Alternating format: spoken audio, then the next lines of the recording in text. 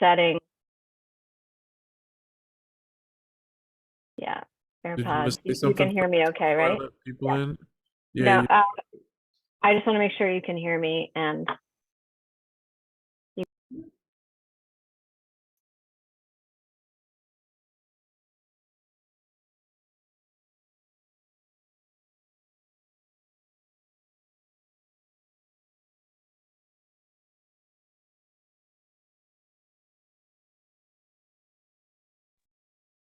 welcome everyone. Good evening. Thank you. Wow, you came back. That's great. Great. We'll give it another minute. See who else might be joining us.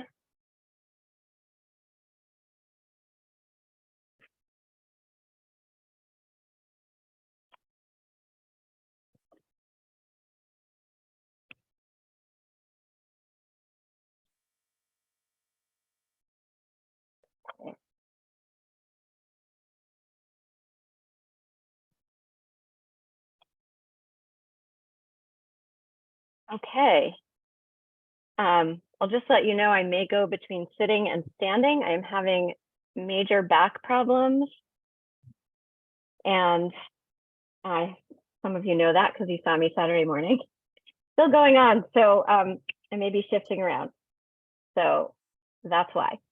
One small disclaimer before we get started. All right, this is great. Let's see, 7:02.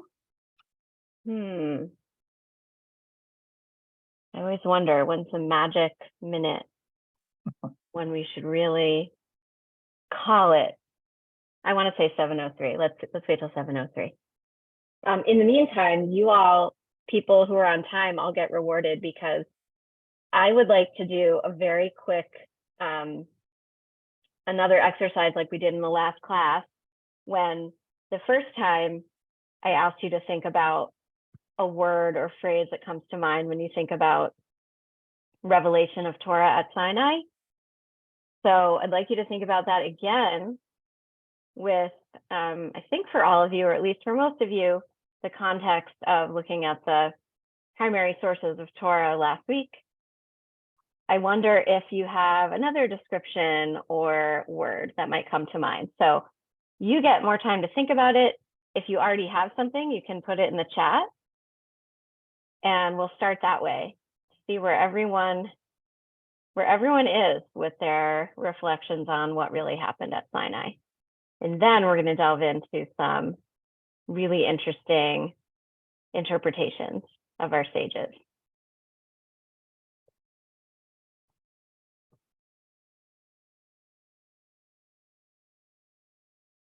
Okay. All right, and even if it's the same word or phrase that you put in last time, that's okay. Just type it in anyway, because it'll be a nice warm up. Okay, highly communal and highly individual, great. We're warming up the brain.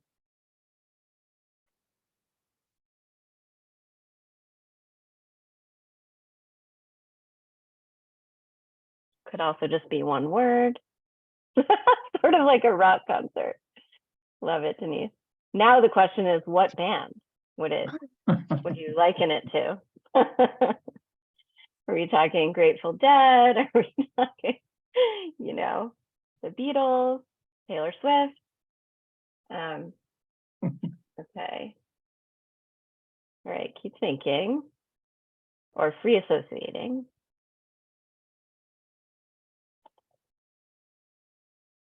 All right, Josh, we can start sharing the screen so we can have our blessing for Torah study. But that doesn't mean you should keep thinking. You shouldn't keep thinking, and share in the chat if a word comes to mind. But these are nice. These are different from what we saw last week. All right.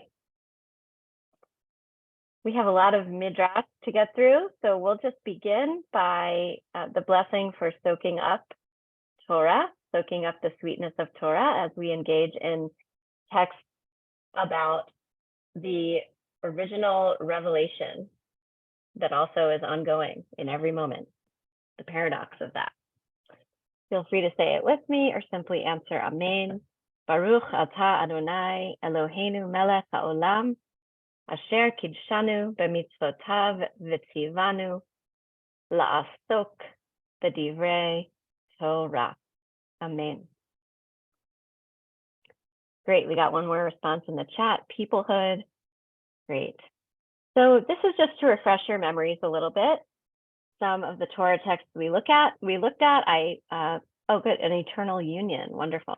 I put a couple of them right in here so we could refresh our memories a little bit. What I didn't put in here this time is all of the texts that have the 10 Commandments, because what we're going to focus on now is the experiential, which we looked at a lot last week, and now we're going to see what our sages had to say, and some of our more contemporary sages, about what the people experienced and what the people in the present day experience when it comes to revelation of Torah. So Josh, if we can scroll down just to the English, just to remind you, and if you weren't here last week, you can see that the moment has come. The people have been given specific instructions about preparing for this revelatory moment.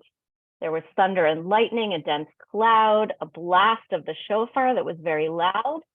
The people trembled. Moses leads the people out of the camp toward God. And now, rather than being encamped across from Mount Sinai as they had been, they are right there at the foot of the mountain. Mount Sinai is in smoke. There is fire that Adonai had come down in. The smoke is rising, the whole mountain shakes, and the shofar blast grows louder and louder, and God answers Moses in thunder. So we saw this description last week. We saw just how sensory it is, how dramatic. Let's scroll down, going right to the next source to refresh our memories and go down to the English in the interest of time. So what's happening here, the people witness the thunder and lightning. And actually, Josh, can you scroll to the Hebrew just for a moment? I want to see the first verse. V'chol ha'am ro'im et hakolot. Ro'im et hakolot. So we talked about this last week. This means the people saw the noises, the voices. This is the word that is translated as thunder.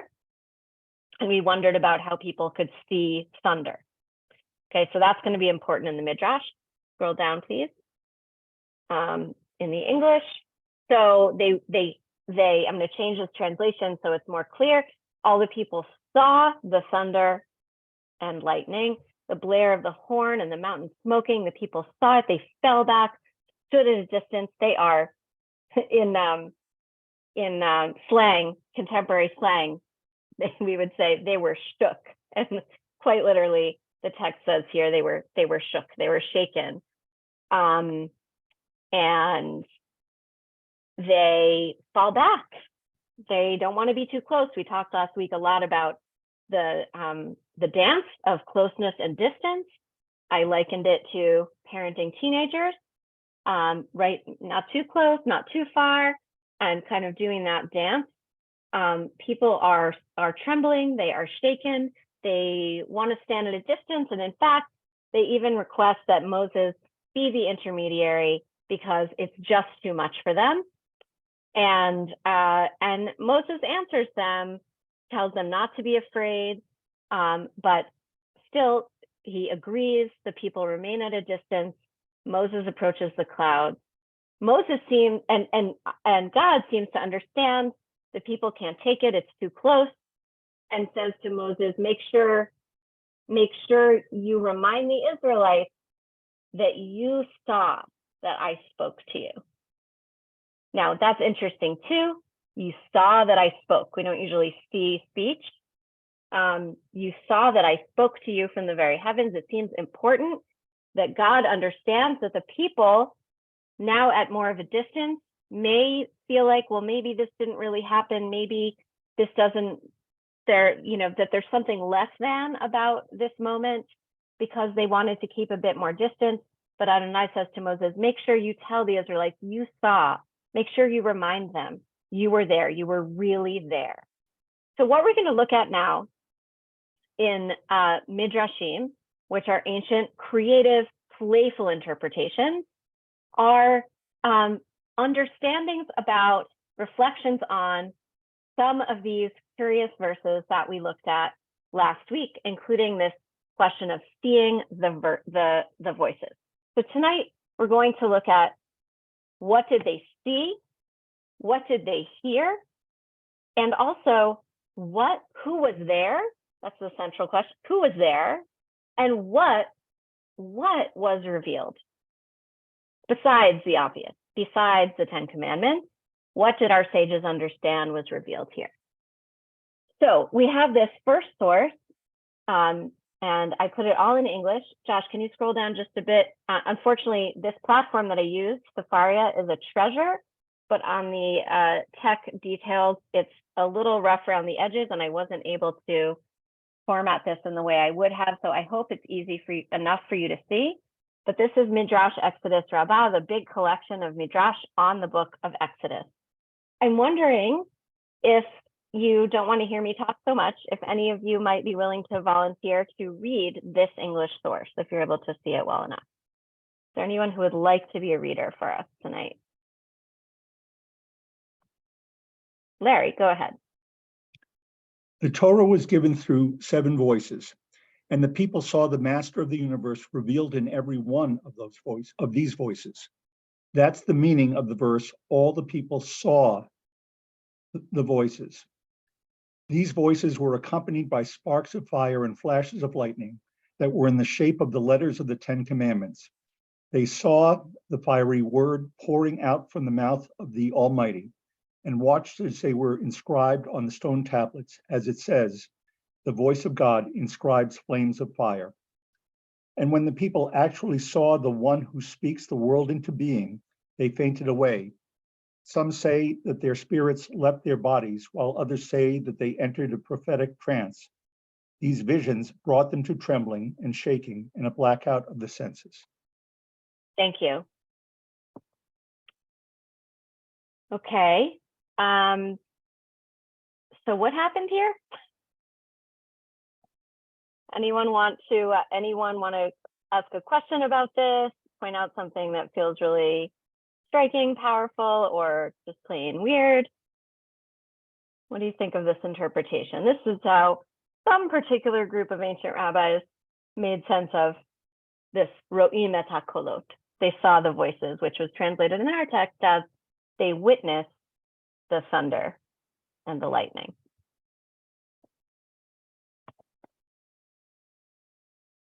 Denise, go ahead. I mean, they make it sound like there was closed captioning. You know, they were seeing the words at the same time as they were afraid to hear the words. And, you know, in the sense that the words were, you know, clearly more mystical and magical with fire and lightning, but basically they were reading along with the show. I love that. I don't know if any of you watched Ted Lasso, but I love it. And I have to use the closed captioning because of their British accents and it goes too fast. So I immediately thought of that. That's wonderful. What a great analogy, closed captioning. Okay. And that somehow, so it made it more accessible to them and maybe less frightening, do you think? Maybe not. I saw another hand. Was it? No? Okay, Larry. Yeah, this is very much in line with a comment that was offered by one of our participants last week, and I'm not seeing her here. I forget her name, but she was making the point that maybe you really can see these sounds. This is really a once in a lifetime type of thing, and maybe on this occasion you can do it. And I think this midrash is exactly what our other study mate was talking about last week, and it's reinforced right here. And I just love the notion here that what they're seeing here are flashes in the shape of the 10 Commandments, because that's part of what the message is here. And if this is closed captioning, it can't be any more striking than that. Beautiful. Thank you. Any other comments on this source or questions? Sense. I kind of feel like it's all the rabbis building this up higher and bigger because of the importance of it.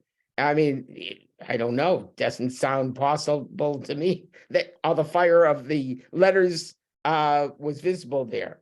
So I don't know. That's Okay. I'm sorry. Valid point. Yeah, you're a little skeptical. Yeah. So we're looking, of course, at, the deeper sort of theological meaning, whether or not this could have physically happened or did. What we're going to really kind of trying to get into the midrashic mindset of what would it mean to look at the verses of Torah in this way, wonder about something that doesn't really make sense on the surface level, and derive this whole profound, in this sense, really rather mystical and sort of wild story out of it. So let's scroll down to the next source. And this is one of my favorite sources that I've taught about many times over the years on Shavuot, and it's this idea of the silent Aleph. So first there's the source, and then there's a little kind of a mini play that Rabbi Lawrence Kushner put together based on this commentary by the Zera HaKodesh, who is a 19th century Hasidic rabbi. And he says, now remember, we looked carefully at the 10 Commandments last week, and we saw that the first letter of the first commandment is the Aleph of the word Anochi, I. So this source, this rabbi, said it is possible that at Sinai we heard nothing from the mouth of God. Okay, that's pretty different from the Torah text of all this noise and the text we just looked at, noise with closed captioning. Now we have, actually, what if it was nothing from God? Just the letter Aleph of the first utterance. Here is what we would translate as commandment. The Aseret Dibrot is how we say the 10 Commandments in Hebrew, which means literally the 10 utterances, the 10 speakings. So that first commandment is Anochi Adonai Elohechem.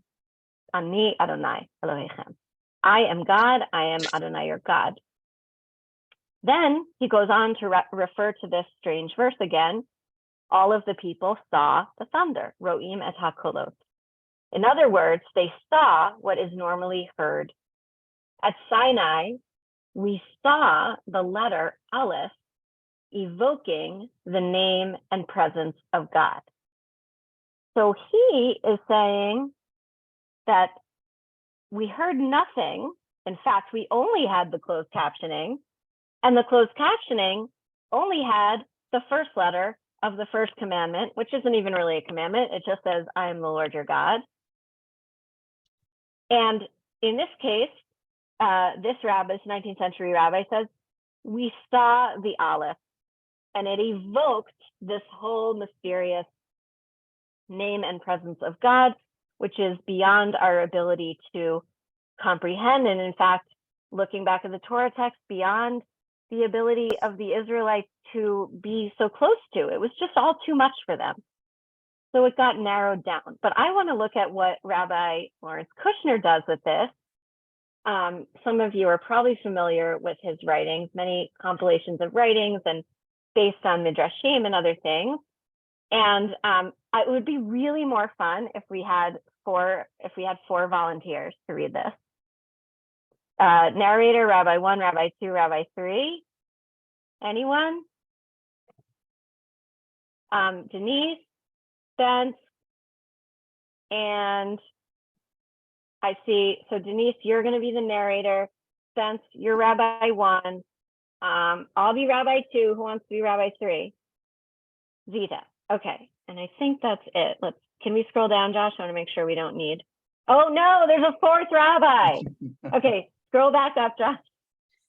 Okay, we need one more volunteer. Great, Ellen. Okay, narrator.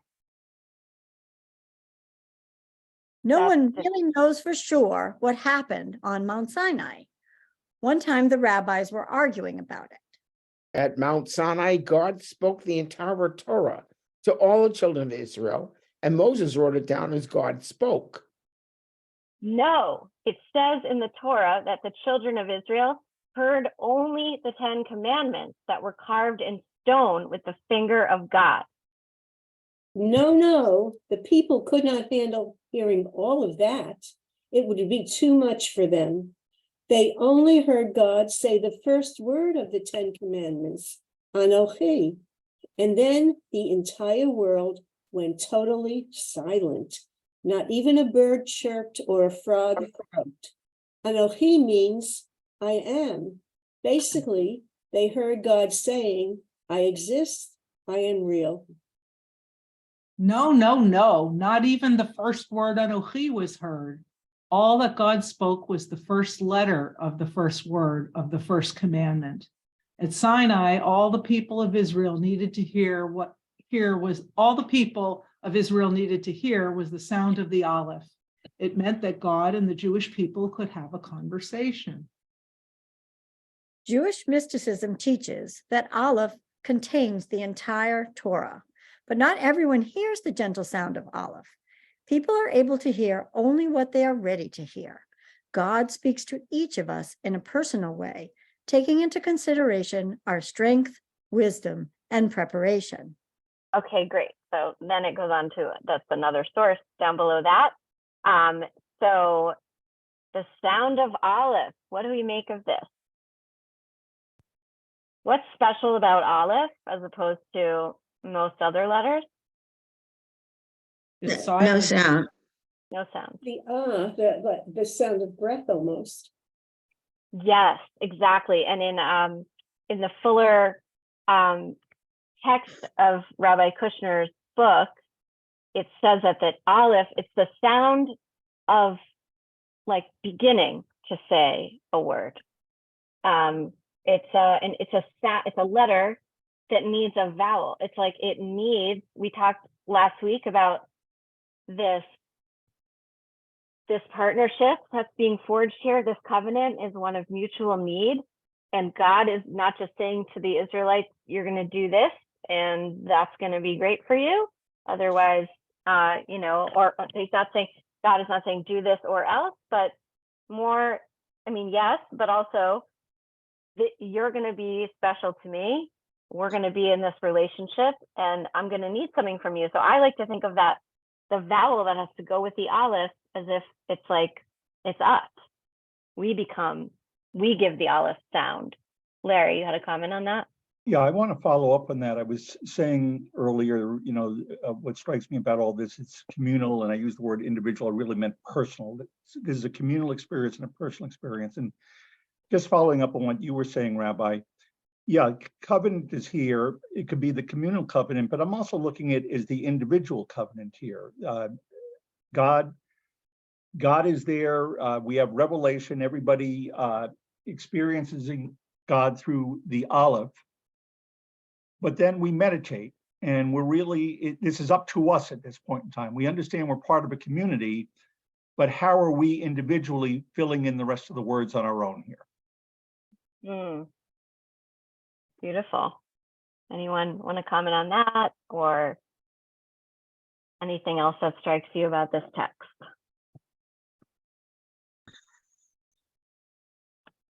Let's actually scroll down. I want to focus on, go up, sorry. It's this mystical teaching that Aleph contains the entire Torah. And on the individual level, people are able to hear only what they are ready to hear. And another teaching about revelation is that everyone heard according to their ability to understand. Young people heard in a way that they could understand. And I meant to put that source on the sheet and I didn't, so I'm looking it up. But some of you may have seen that text before, this idea that at Sinai, each individual heard according to what they could understand. Here, Rabbi Kushner says interprets. People are only able to hear what they are ready to hear. And Aleph is such a gentle sound, as he says, and it's the sound of breath, as I think Zita said. It's a really unique letter. And what But an you know, amazing, Rabbi, yeah. it's also the first sound almost that a baby makes. Yeah, And- beautiful. And sort of crying or anything. It's like, Yes, right. it's our very first sound. Yeah, kind of I don't know what to make of it, but that's right. So it's interesting. We've seen the idea that the letters were in closed captioning form. Now I'm going to always use that, Denise. Thank you for that. That they were kind of there for the people to see rather than to hear, because somehow that was easier. And now we have, well, there's sound, but it's actually not really sound at all. That Aleph is not really a sound on its own. And it's a breathy, gentle, almost like primordial sound, you know, like Zita's pointing out, the sound a baby can make before it can form words. Had anyone ever seen a source like this before? Is this new? Because there's various renditions of it, but it's one of my favorite descriptions. Oh no, I did put the source here. Okay, here I was thinking I didn't have the midrash I wanted. It's right below it. And so this is a nice segue into, okay, another idea of what they heard. And of course, it all weaves together with this silent Aleph and what Rabbi Kushner says. What did they hear? And this is again from the midrash, from the more ancient source. On the book of Exodus, Rabbi Yochanan said, when God's voice came forth at Sinai. Okay, so now we're back to, yes, it was a voice. It divided itself into 70 human languages so that the whole world might understand it. All at Mount Sinai, young and old, women, children, infants, according to their ability to understand. Moses too understood, only according to his capacity. Wow. Think about that for a moment. Moses, we understand to be a prophet, must have had a pretty high level capacity to hear God. But even that isn't the whole picture. Because Moses, God says to Moses in another part of the book of Exodus, nope, you can't see me. You can't I want you to be close, but you can't be too close. You can't see my face. You can only see my back. Even Moses has limitations, and even Moses understands according to his own capacity. And here, this is how the rabbis of this midrash are understanding the verse. Moses spoke and God answered him with a voice, meaning a very specific individual voice. God transmitted to Moses in Moses' language, Moses' way of understanding. What do we make of this source, maybe coupled with the Aleph source? Like, what are the themes of these interpretations? What are some words that come to mind when you think about this as a way of understanding Revelation?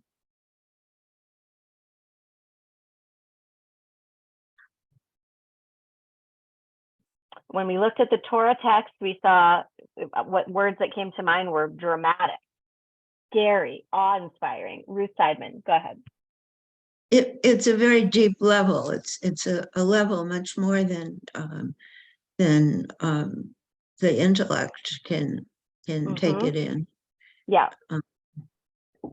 Deep. Okay. Denise Green, go ahead.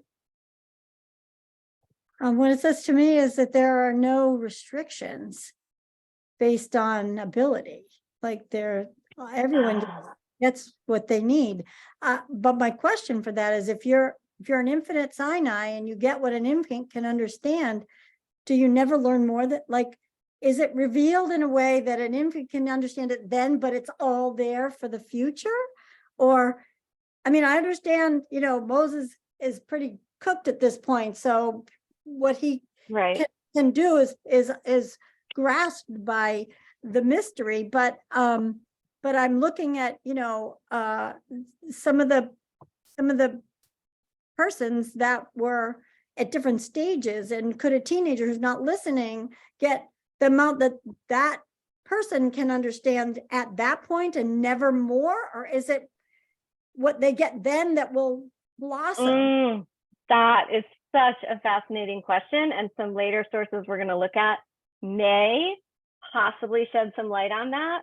However, I did get this amazing image when you said the teenagers not listening, of teenagers standing at the foot of Mount Sinai looking at their phones. A little bit anachronistic, you know, staring down at their smartphones. You can tell I live with teenagers, but yeah, they don't listen. And great point. Does that mean that they got it in the very limited capacity that God was going to be able to get through to them then? And does it stay like that? Or is their brains and hearts, you know, and selves evolve? Or is it going to change?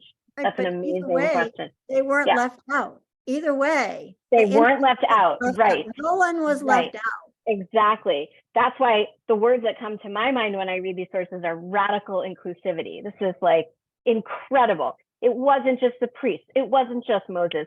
It wasn't just, you know, the elders. It was the whole entire multi-generational group of 600,000, we think. We don't, I mean, Midrash thinks. I saw another hand, I think. Oh, yeah. Denise Carlin, go ahead. Yes.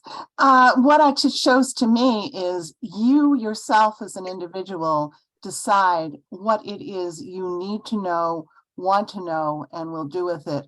This is totally within your control. It is not some outside force that is controlling it. It is you. Wow. Yeah, that's really interesting. And it's making me think of perhaps more about that idea of partnership, that it's not one way God deciding what you're going to hear. And it's not just you deciding what you're going to hear, but it's kind of your comment, which I think is about maybe it's just up to you, actually made me think again about maybe it's a mutual. I'll take it one step further. It's mutual in the sense that God, the universe, whatever you want to call that entity, puts it out there, and then you decide how it applies to you. Interesting. Marilyn, go ahead. It kind of reminds me of the 4 children at Passover. Yeah. That you have different individuals and different capacity to take things in. And we all assume, as we do with our children, that they're going to grow and expand and become more knowledgeable. Yeah, that's a great insight. Thank you. Absolutely. Very reminiscent of the four children. And imagining that all those 4 types of children would have been included in this revelation in whatever way they could.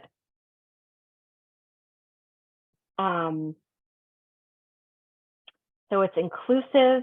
It's perhaps another example of a kind of mutuality or partnership. It's deep.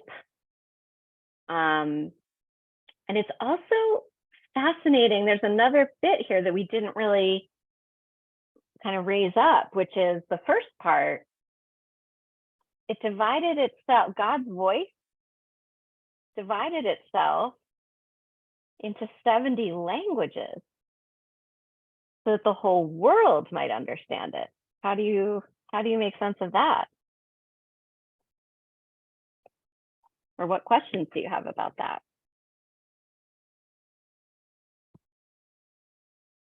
The whole world? Larry? So we know that it was really the Israelites who were here at Sinai. The whole world wasn't there.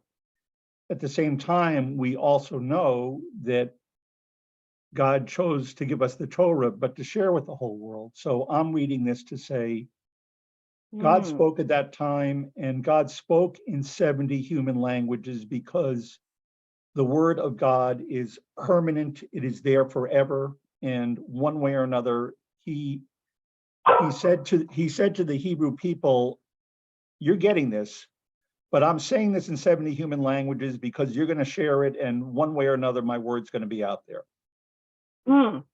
Okay, great. So that kind of perspective is going to come into play with some later sources we're going to look at, because there's a sense of there's going to be something that's going to happen later in the future. And what's happening now at this moment at Sinai, in that particular moment, is actually going to encompass all that is ever going to come forth. It's going to encompass all the people that will learn it from the Israelites and their descendants.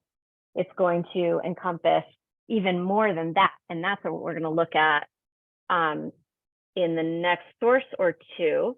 Oh, there's one more source about what the people heard before we get to what will tie into what we've just been talking about, which is about who was there and what was revealed.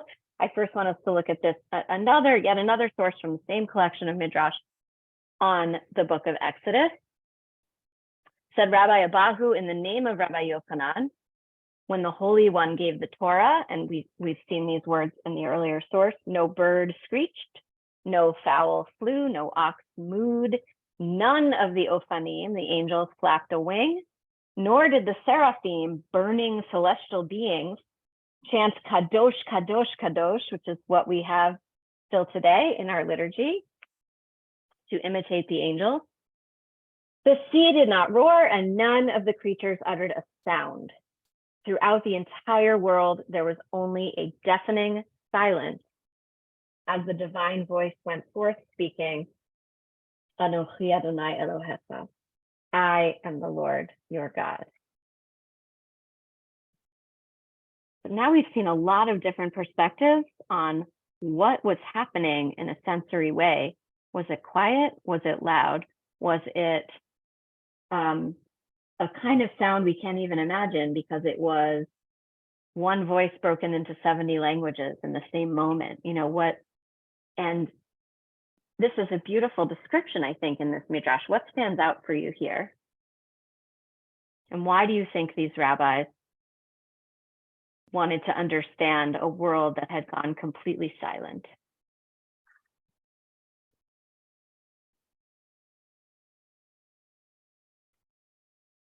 First of all, we see a suspension of the natural order, or the natural way, right? Like nature, birds, presumably nobody could communicate and say, stop mooing. But there maybe was some deep knowing that it was time to just be quiet. Vita. Isn't it sort of an oxymoron that there could be a voice in the silence? Yeah. I mean, how does that work? Right. So I think you could either take it as everything had to be absolutely silent in order for this voice to break through. Or I like to read it the way you did, Zita, like it's absolutely silent at the same time. Like somehow the voice is not a voice. It's not sound in the way we understand sound. It's something completely different. Perhaps it's so much sound at a frequency that it's impossible for us to hear. And so perhaps on one level it's silent, but it's really louder than loud. It's so deep. It's so all-encompassing. It's for everyone there and everyone who would ever be and all the nations that would ever be. I don't know. Other thoughts on that? Howard? Can you hear me? Yes. My kid, Zita, had something very nice. I was thinking about this related to everything else. I think the word I was thinking about is aligned, whether it's in silence or thunder. Everyone is everything, every being is aligned. Whether it's quiet or loud, there's a connection that's all encompassing. That's my thought on that. Nice, thank you. I was going to say something too, as long as we're unmuted. Mm-hmm. Maybe it's because I'm an artist and I think in terms more of color than sound. I'm definitely not a musician, but it works both ways. Well, two different ways. In ink, in pigment, if you put all the colors together, you get black. Mm-hmm. And in light, if you put all the colors together, you get white, which is kind of interesting, but that's what I thought of when Zita, I think, said what she said. That made me think of that. Oh, wow. So does that mean that maybe if you had all these languages together and all these teachings being given over in just the way every single person there could hear, then it actually becomes more than the sum of its parts, something totally different, the same way that every color together becomes black. Yeah. Fascinating. I saw Denise Green's hand and then Larry. I guess I just kind of have this image from this of the entire world being silent. And so probably a voice like the eternal would be heard everywhere. Mm-hmm. So it wouldn't be bounded by that space of Mount Sinai, maybe physically those 70 languages spoken throughout the world. Maybe that voice was audible through the entire world. Wow. I wonder if any of you had this thought, but suddenly I was remembering the total unnatural, strange silence of the early pandemic and the quiet streets and the stories that we all heard about wildlife coming out into streets in various parts of the world, and the ceasing of air travel. And I guess I started to think about what was revealed in that silence, because we got a completely unique experience of a kind of ceasing of noisiness in our modern world because of the nature of what happened in March 2020. So it's kind of an interesting question, what gets revealed when things are quiet enough? Any other comments about this? Oh, Larry, go ahead, sorry. Sure. Actually, Ellen, when you were talking, I was actually thinking about your mosaics. Many of us are familiar with your mosaics. And what I'm visualizing here, because I used the word meditation before, and I'll use it again, that during this silence, we are all thinking, what is my role going to be going forward? If you're a parent and responding to the earlier point, how do the children learn? I not only have to learn for myself, but I have to teach my children. And maybe there are people who are going to be hunters and gatherers. And one way or another, this is a broader people that's going to be moving on at some point to the promised land. And I'm actually picturing one of your mosaics, Ellen. It's people in different colors, different shapes, but all forming some form. And the only form I'm coming up with here in terms of a Jewish form would be a menorah. We're all our own part of the menorah, but coming together in one form that is going to be moving forward here. Wow, thank you. Beautiful connections here. All right, if there aren't any more specific comments or questions on these sources, I'd like us to get to, go down to the English, please. Okay. Yet another midrash from the same collection, Exodus Rabbah, Shemot Rabbah.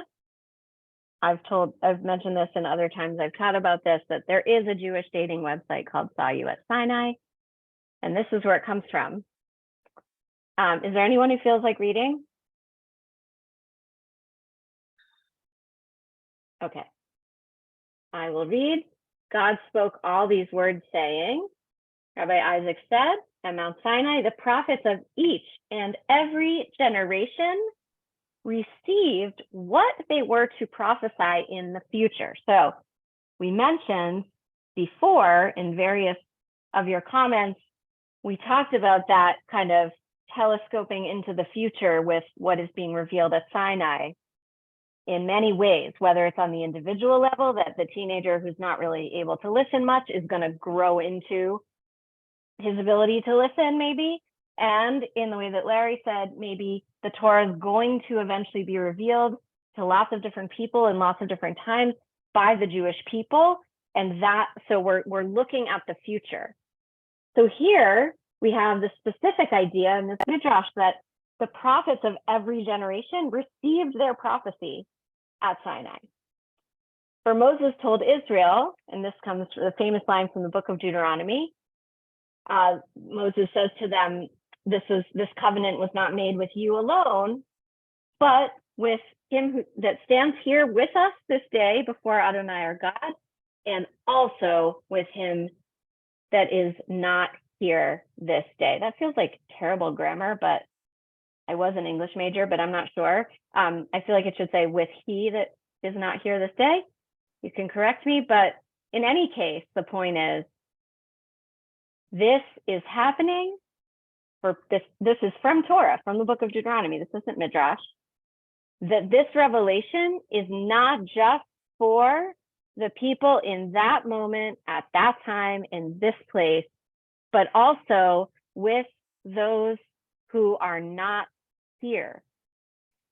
And Rabbi Isaac points out, he did not say that is not standing here with us this day, but that is not here with us this day, as a way of referring to the souls that are still destined to be created.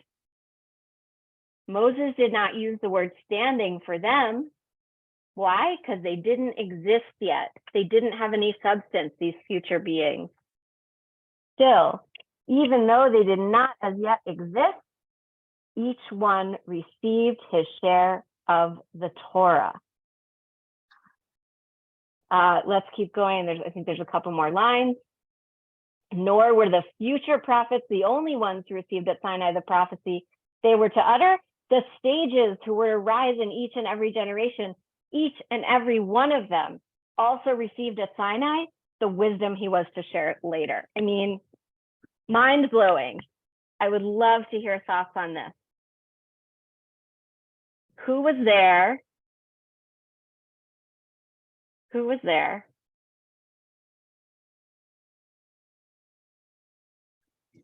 All of us. All of us, right? And who else?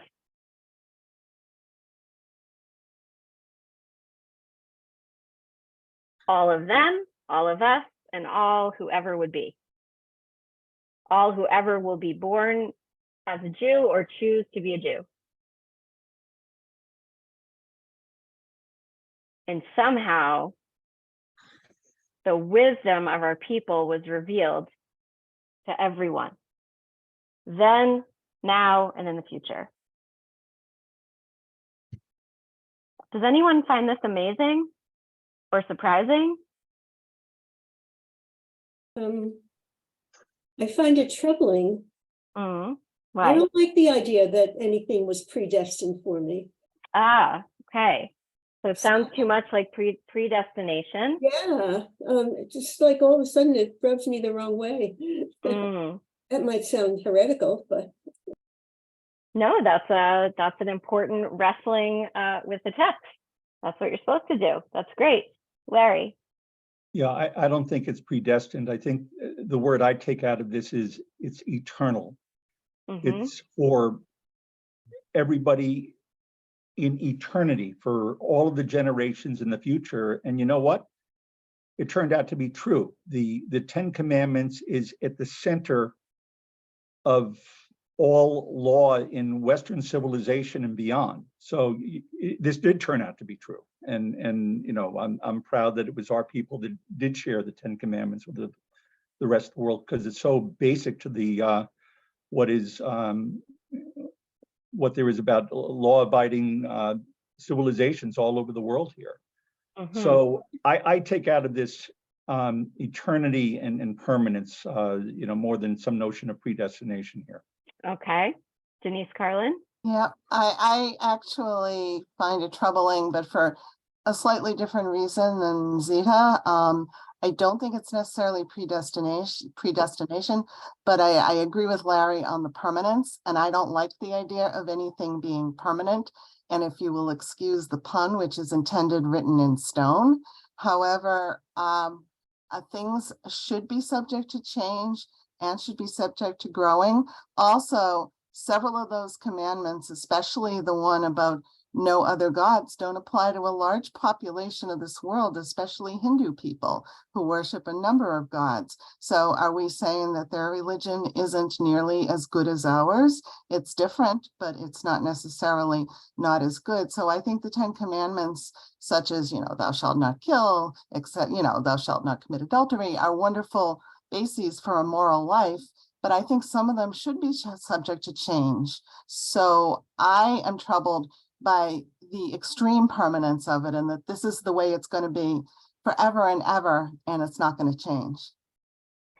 Okay, so I want to problematize this idea of the eternity, the permanence, and also Zita's concern about predestination, and remind us that we had the sound of Aleph and the idea that maybe how all of this was revealed. Yes, we're talking about the 10 Commandments, but we're also clearly talking about all of the wisdom of our people that was ever going to exist. And the sages say it was the written Torah, the what's in the scroll, and the oral Torah, the Midrash, the Talmud, all of the commentaries, everything that was going to ever be. And I'm thinking of the sound of Aleph and the way that the Aleph needs us, let's say, as the vowel. It needs us to be in conversation with this deep truth, like truth beyond truth, like a deep level that no mortal being can really access. But when we come into conversation with it and bring, as I like to say, our small t Torah, the Torah of our lives, of our soul, who we are, what concerns us, what experiences we have, and big T Torah, the values and ideas of our people, when those two things are in conversation throughout the generations, it changes. So it's actually not eternal or permanent in the sense that it is unchanging.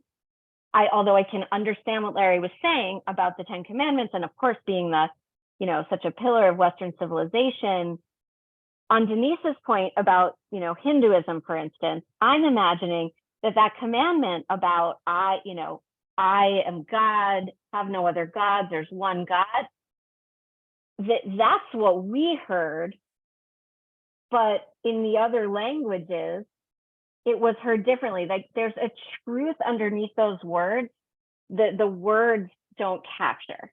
That truth of God's being would have been communicated in a different way to people who ultimately were Hindus or something like that. I guess what I'm getting at is, I think it's a paradox of both eternal wisdom and ever-changing wisdom. That revelation is ongoing everywhere in every generation, within each of us, within us as a people, as communities. And so on the predestination subject, we are learning and growing all the time. Maybe we received just wisdom about that we read as these words and we understand as these commandments, but it's wisdom about how to be alive. What is it to be a person?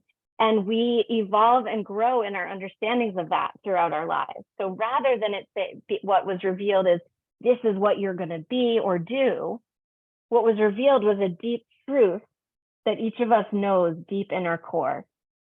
That we have a wise self, we have deep in our soul an understanding of the truth with a capital T that was given over in ways that we can't quite describe. That's why we have all these midrash about it, and we have these very puzzling Torah verses. But ultimately what we were given was some deep truth, and we live our lives with all our various experiences and struggles and questions and challenges, and somehow at that core of us there is this Torah that was revealed, and we bring our own insights as we grow and develop to it, and it's this ongoing conversation. So again, Aleph, and it's not a sound without a vowel.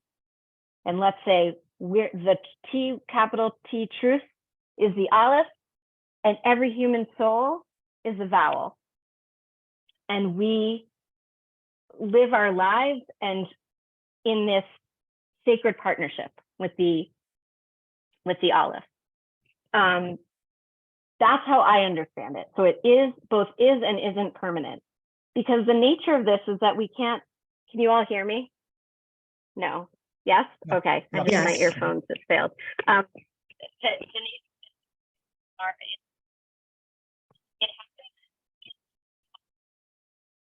Oh, now you're Now cutting we out. can't hear you. Yeah.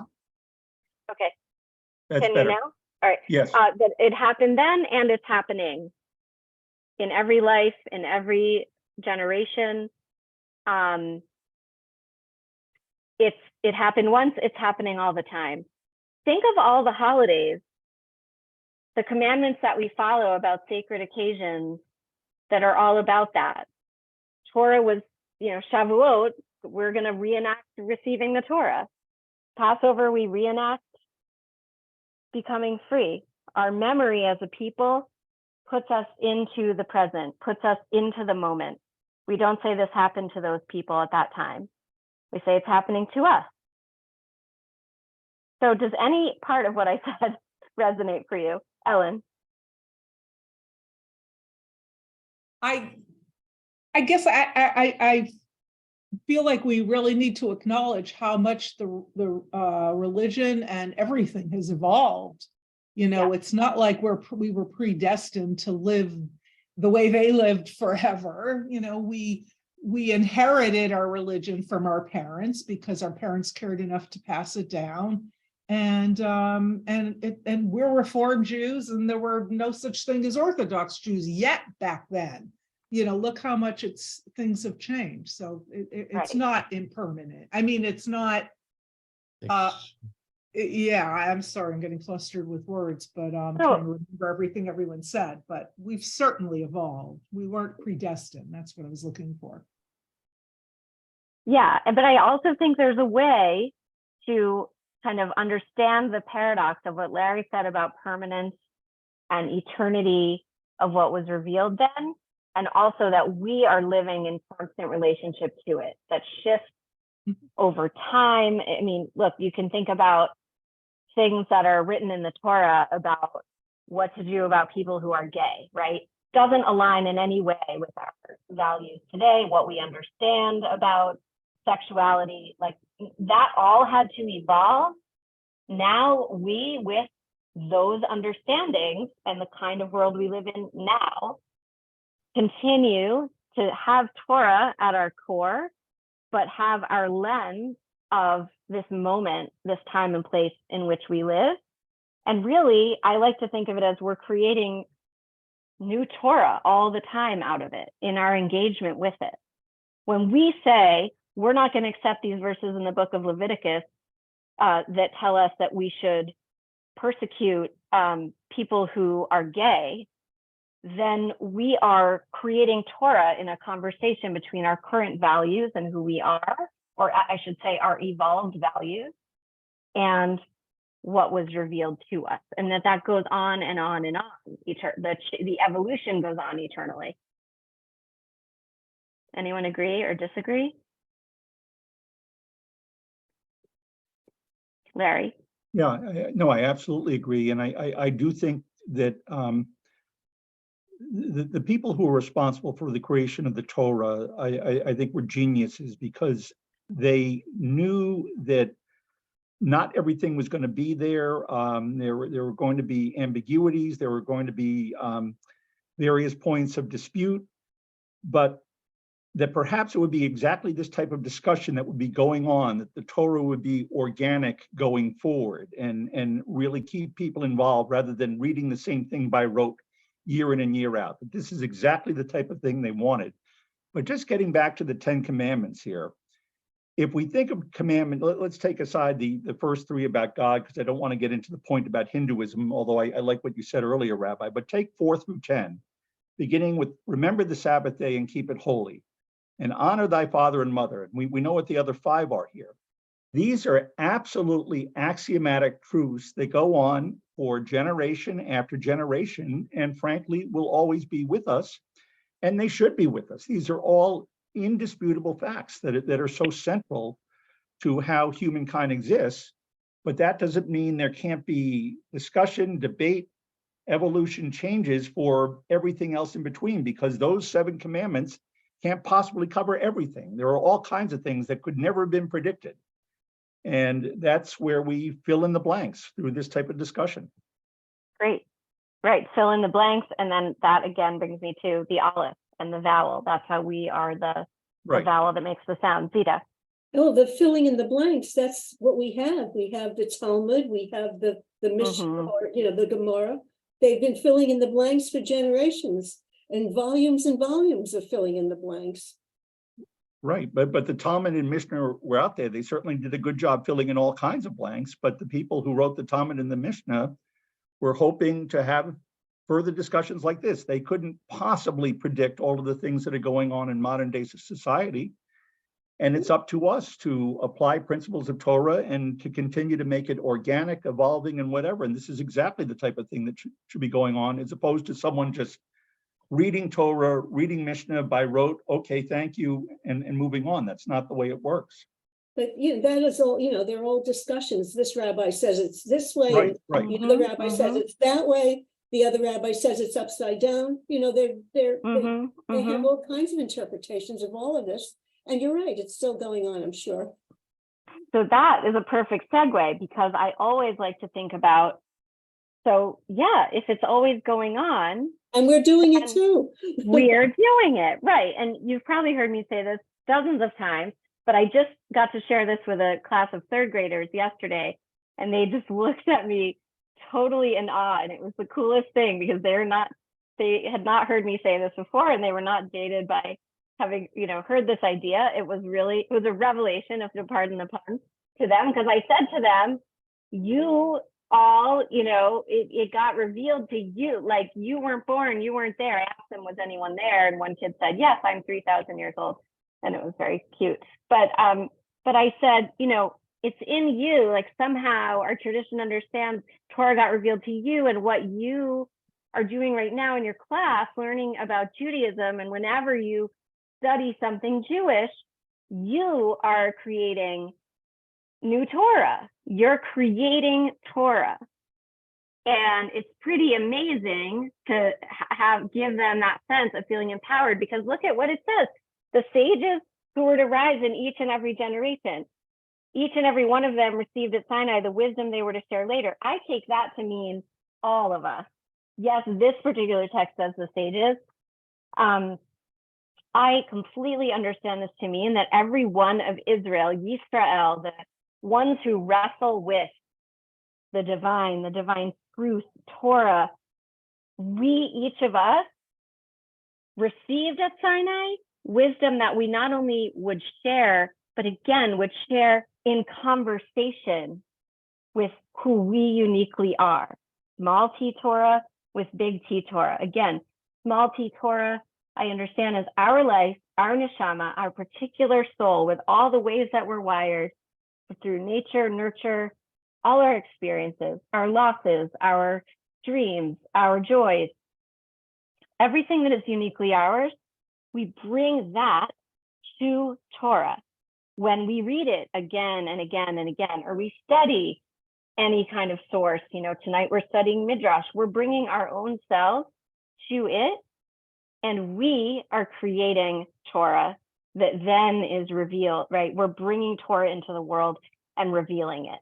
So maybe what was revealed at Sinai is all the revelations that were to come through us for all time. And I don't think it stopped with the sages of the Talmud or the authors of the greatest codes, medieval codes of Jewish law, or anything like that. I think it goes on and on and on, including us, including 3rd graders, including everybody. Any thoughts on that?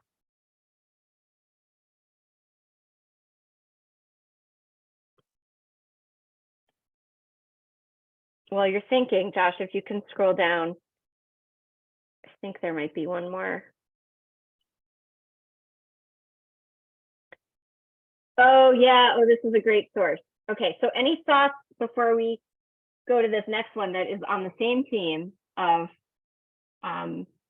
this actually ties beautifully into what we were just talking about. Does anyone disagree or think like maybe our sages didn't mean that every Jew in the future can count as a sage delivering Torah to the world through their own unique lens. I mean, that's my sort of riff on it, influenced by lots of different sources, but is that something you've considered before? Does it sound strange? Is it surprising in any way? Does it sound just right? Just any response to that idea that it doesn't stop, it goes on, we're part of it, we're doing it right now. Rabbi, Denise?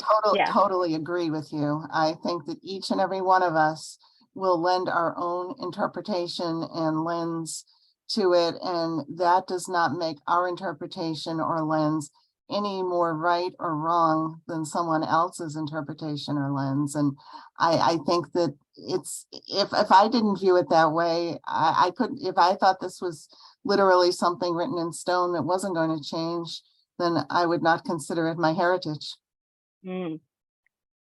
Yeah, and then remember too that as one of you said, I think Zita, the Talmud, it's all records of discussions and debates and arguments, and we are obligated to study in exactly the way we are right now, in a group or in pairs. We don't sit in a library, Carol, with the Tanakh, and I mean, you do if you're studying it for a certain context, but that's not Jewish study.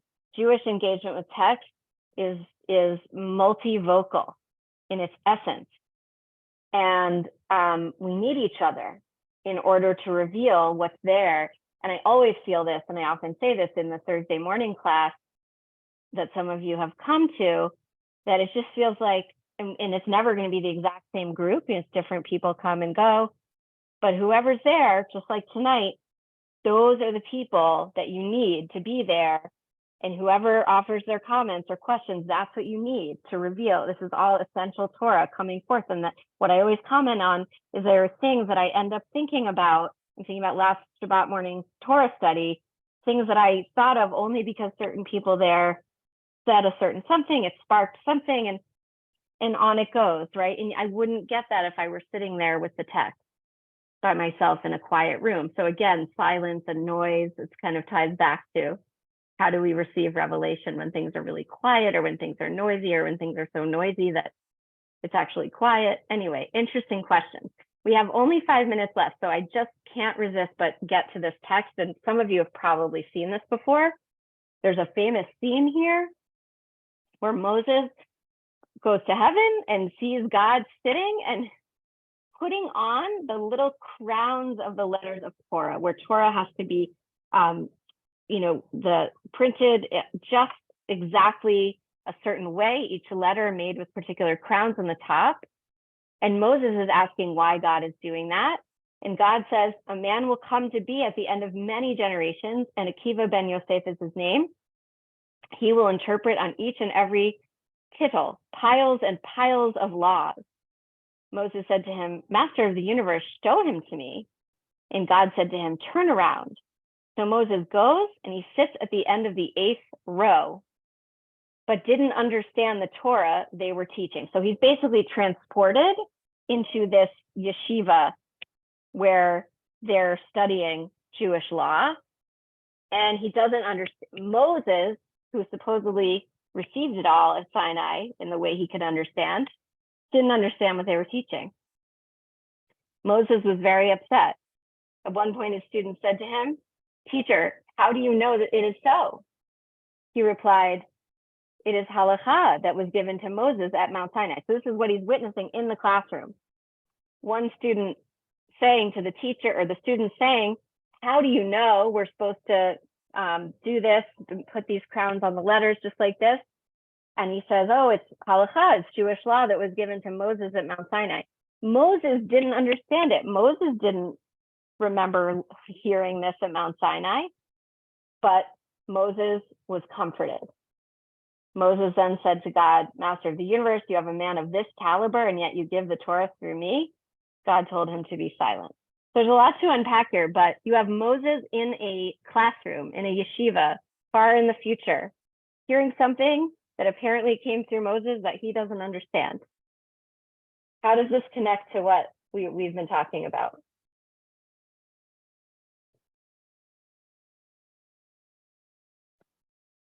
And why would Moses feel comforted hearing that?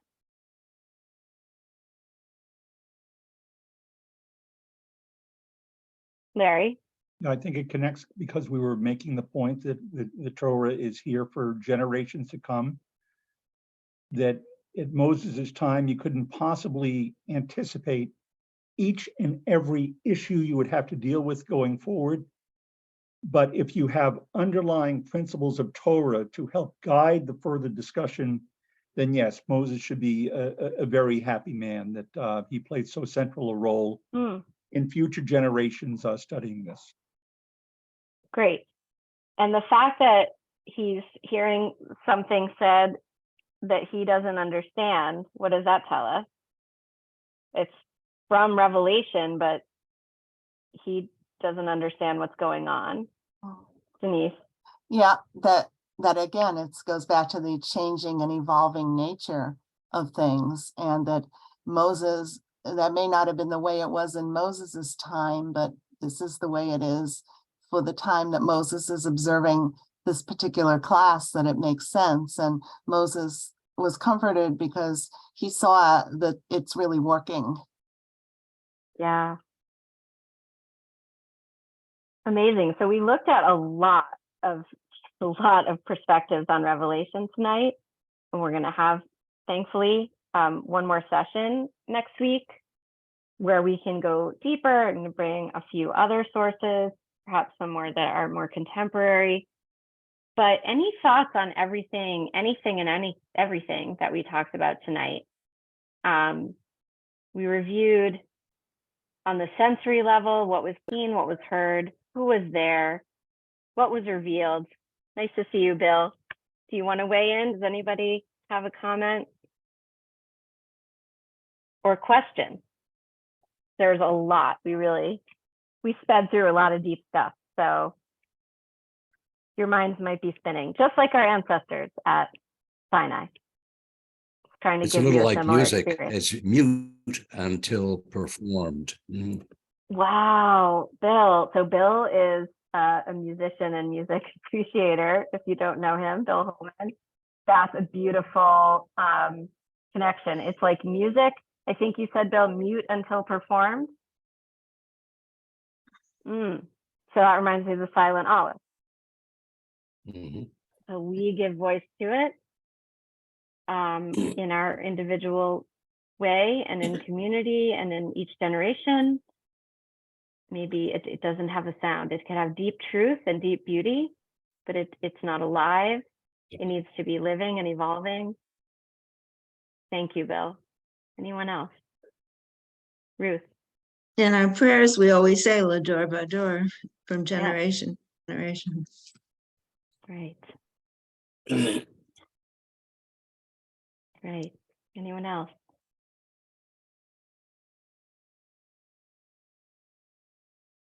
Okay. Aren't you feeling so well prepared for Shavuot to receive Torah? But really, so Shavuot, we're kind of like remembering and celebrating, okay, this story that we have in Torah, this revelation, this historical thing. It's also, we have the agricultural aspect, a seasonal aspect of Shavuot, but really every day, and in fact, every moment is its own kind of Shavuot, is its own, the opportunity of Matan Torah, of revelation of Torah, is present whenever a Jew is engaging with Judaism, and ideally engaging with other Jews or people who are along for the ride. That's wrestling with the text, engaging with it, wondering about it, is a moment, I think, of Matan Torah, of the giving of Torah, and we have an active role to play, and we have a responsibility to be givers, not only receivers, but givers of Torah It's a and book creators title of called Torah. Wrestling with God. Oh, Wrestling with God is a book title. Yeah, Yisrael Yes. means God wrestlers. I didn't Yeah, know that. Thought it was. that's okay. So we'll meet again in a week And of course, if you have any questions or anything in the meantime, or comments that come to you, I'd love to hear them. And then if you want to experience a little Shavuot learning when it is actually Shavuot, I'll be teaching, but I'm not exactly sure. They haven't given me my hour assignment of when I'll be teaching on Zoom, a Tikkun Leil Shavuot that we're partnering with Temple Israel on. We'll be on Zoom. I've explicitly said that I would like it to be not at 3 a.m, between 7 and 11, ideally, hopefully on the earlier end. So I'll give you all those details once we have them, but that will be Thursday, May 25th. All the 24-hour Zoom. You could, I hope you don't, but you could stay up and do this for 24 hours and let me know how that goes if you do it. But that they will have 25 hours of 3 simultaneous Zoom rooms, which we've done in the past. Some of you were there. So stay tuned for information on that. This was so much fun to learn with you and from you. And I really appreciate you taking your time to engage in this way on a Wednesday night. And I will see you on Shabbat or sometime soon. Some of you I'll see in the morning, I hope. And thank you all for being here. Thank you, Rabbi. Thank you. Good night. Thank you, Rabbi. so Thank you. much. Thank you. Thank Good to you. see everybody. Take care, Bye. everybody. Yes, You too. take care, everyone.